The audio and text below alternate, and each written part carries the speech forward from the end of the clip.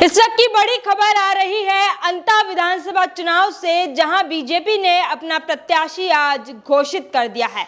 मोरपाल सुमन पर बीजेपी ने अपना दांव खेला है, क्योंकि मोरपाल सुमन जो है बीते कई सालों से बीजेपी से जुड़े हुए भी हैं, बीजेपी के जिला अध्यक्ष भी रह चुके हैं और जिला प्रमुख भी रह चुके हैं। स्थानीय होने के कारण कहें या फिर कहें कि बीते कई दिनों से बीजेपी से जुड़े हुए हैं। पिछली बार के चुनाव में भी बीजेपी से टिकट मांग रहे थे, लेकिन मोरपाल सुमन को टिकट उस वक्त नहीं दिया गया था। तो इस बार नया चेहरा और वोट बैंक को देखते हुए मोरपाल सुमन को स्थानीय होने के कारण ये टिकट है वो दिया गया है। ये वही मोरपाल सुमन है जिनकी 2 से 3 दिन पहले एक खबर आई थी कि दिल्ली के बीजेपी मुख्यालय से 38,000 की ठगी का मामला सामने आया, जहां पर नामांकन के लिए मोरपाल सुमन के पास फोन आया था। कहीं ना कहीं आज मोरपाल सुमन के 38,000 रुपए की ठगी है वो वसूल हो गई, जहां उनको बीजेपी ने अपना प्रत्याशी भी घोषित कर दिया है।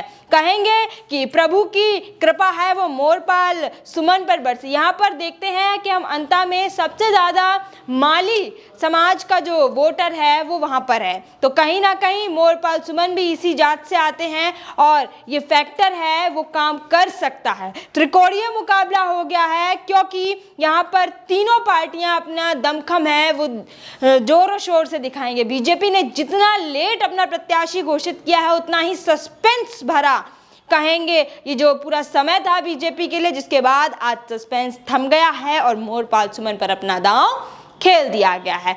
त्रिकोणीय मुकाबला इसलिए क्योंकि अब तीनों पार्टियों के अपने अपने प्रत्याशी चुनावी मैदान में आ गए हैं। मोरपाल सुमन बीजेपी से, निर्दलीय नरेश मीणा, कांग्रेस से प्रमोद जैन भाया।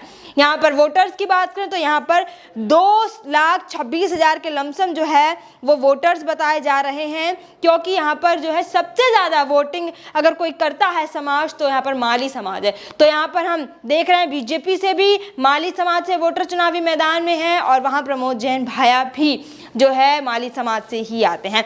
क्या होगा, किस तरह से यहाँ पर जो है अंता की जनता क्या चाहती है, किस तरह का बदलाव चाहती है, बीजेपी की ओर, निर्दलीय की ओर या कांग्रेस की ओर, ये तो देखने वाली बात होगी। लेकिन बस खुशी की बात कहें बीजेपी के लिए या बीजेपी के समर्थकों के लिए वो यही है कि जो 38,000 रुपए की ठगी का मामला सामने आया था वो कहीं ना कहीं आज साकार होता हुआ देखा जा रहा है, क्योंकि मदन राठौड़ ने साफ कहा था कि अंता का जो बीजेपी का प्रत्याशी है वो दिवाली से पहले घोषित कर ही देंगे, और वो अभी अभी की खबर है वो सामने आ रही है। आगे क्या कुछ होगा, तब तक के लिए बने रहिए हमारे चैनल द खटक के साथ में भूमि। शुक्रिया।